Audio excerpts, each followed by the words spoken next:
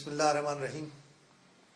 انگنت درود و سلام جناب محمد رسول اللہ صلی اللہ علیہ وسلم کی ذات پر، ان کے آل پر اور ان کے اولاد پر. ناظرین، ملک کی صورتحال عجیب و غریب ہے. وزیر اعظم سید یوسف رضا گیلانی نے ملتان میں اس طرح کا دورہ کیا کہ اس سے لگا جیسے یہ آخری حکومتی دورہ ہو.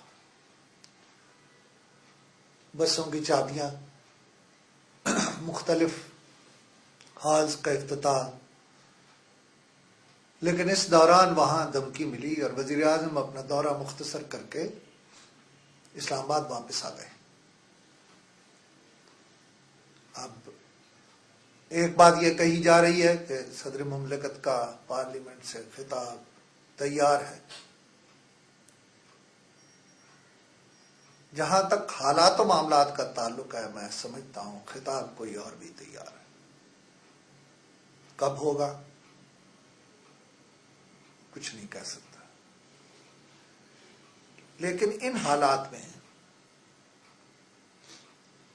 جن میں لوگوں کے لیے جینا محال کر دیا گیا ہے، حکومت جب چاہتی ہے آنکھ بند کرتی ہے اور بجلی کا بل بڑھا دیتی ہے. حکومت جب چاہتی ہے جتنا چاہتی ہے گیس کا بل بڑھا دیتی ہے. یہ کوئی برطانیہ یا امریکہ نہیں، یا محدود آمدنی کے لوگ رہتے ہیں. ایسے لوگ بھی رہتے ہیں جو پہلے ہی فاقہ کشی کا شکار ہیں، لیکن حکومت کو واقعتاً یہ معلوم نہیں کہ لوگ کس حال میں ہیں. میں نے کچھ دن پہلے انستور میں عرض کیا تھا کہ لوگ زندہ رہنے کے لیے جسم بیچ رہے ہیں، اور اس کی تھوڑی سی تفصیل بھی بیان کی تھی. لیکن حکمرانوں کا مسئلہ یہ نہیں ہے. حکمرانوں کا مسئلہ اقتدار ہے، اور اقتدار وہ ہر حال میں رکھنا چاہتے ہیں.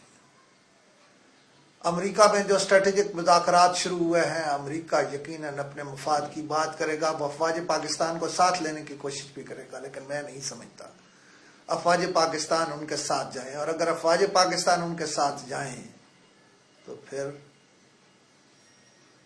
کچھ بھی نہیں کہا جا سکتا. میں نے چند دن پہلے VAT ٹیکس کے بارے میں بھی عرض کیا تھا کہ اسے لگانے کی کوشش کی جا رہی ہے. چاروں صوبائی وزرائے اعلیٰ سے کہا گیا ہے کہ وہ یہ بل 28 مارچ تک اسمبلیوں میں لے جائیں. ناظرین، یہ IMF اور ایشیائی ترقیاتی بینک کی شرائط ہیں. ہم نے اب ان شرائط پر زندہ رہنا، یہ نہیں دیکھنا کہ ہم یہاں زندہ رہ بھی سکتے ہیں یا نہیں رہ سکتے. ہماری زندگی ان کی سوچ، ان کے عمل، ان کی ڈکٹیشن سے مشروط ہے. ناظرین، ہم مذاکرات نہیں کر سکتے طالبان سے، لیکن امریکہ مذاکرات کر سکتا ہے. ہمارے ملک میں موساد سازش کرے، را سازش کرے، CIA سازش کرے، ہم کچھ نہیں کہہ سکتے.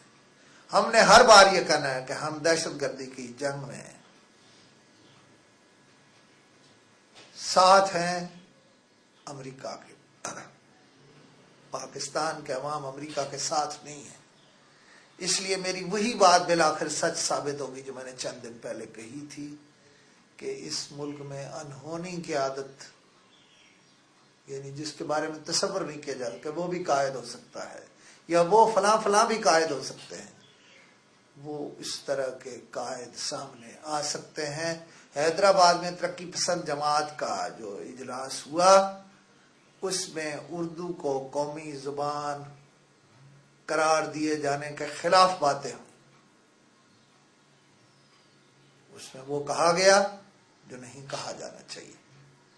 ان کے لیے کس نے ریسورسز فراہم کیے، کس نے فنڈز فراہم کیے، کس نے اتنا بڑا جلسہ کرایا، اور اسلحے کی اتنی نمائش ان سے کیوں کرائی گئی، یہ بھی خدا ہی بہتر جانتا ہے. بیرونی قوتیں اتنی در آئی ہیں کہ سب کچھ ان کی مرضی سے ہو رہا ہے. گجرات میں الیکٹرانک میڈیا دکھا دکھا کر تھک گیا ہے کہ وہاں اسلحے کا استعمال ہے، وہاں اسلحہ ہے، ہر طرف اسلحے کی نمائش ہے. لیکن حکمران جماعت کی مسلم لیگ، یعنی پنجاب کی حکمران جماعت، اور سابقہ حکمران جماعت مسلم لیگ کاف، دونوں اسلحے کی نمائش کر رہے ہیں. ایک دوسرے پر الزامات کر رہے ہیں. یہ الزامات وہ ہیں جو بالآخر ملک کو وہاں لے جائیں گے جہاں لے جانے کے بعد اقتدار کبھی سیاستدانوں کے پاس نہیں رہتا. سیاستدانوں میں سے ایک یعنی میاں محمد نواز شریف غالباً یہ سمجھتے ہیں کہ اقتدار سیاستدانوں کے پاس نہیں رہ رہا، لہذا روزانہ وہ گلا اور شکوہ ضرور کرتے ہیں، لیکن پھر بھی کہتے ہیں کہ میں حکومت کے ساتھ ہوں، میں سسٹم نہیں توڑنا چاہتا، ہم سسٹم کو چلائیں گے، ہم سسٹم کو رکھیں گے. اس سے اندازہ ہوتا ہے کہ انہیں اس بات کا ادراک ہے کہ کوئی اور آنے والا ہے. ناظرین، آج بھی آپ سے کہہ رہا ہوں، کوئی اور آنے والا ہے. بس یہیں پہ ختم کر. ناظرین، میں روز کہتا ہوں ملک جس صورتحال سے دوچار ہے، لوگ جس صورتحال سے دوچار ہیں، اس میں ہمیں لوگوں کی مدد کرنا ہے.